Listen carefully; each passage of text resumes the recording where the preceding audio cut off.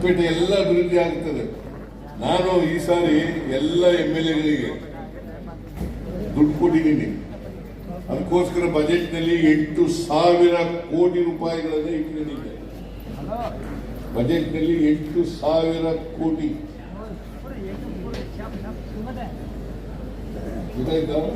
8,000 ಕೋಟಿ ಅಂದ್ರೆ ನಿಮಗೂ ಕೊಡ್ತಾ ಇದ್ದೀನಿ.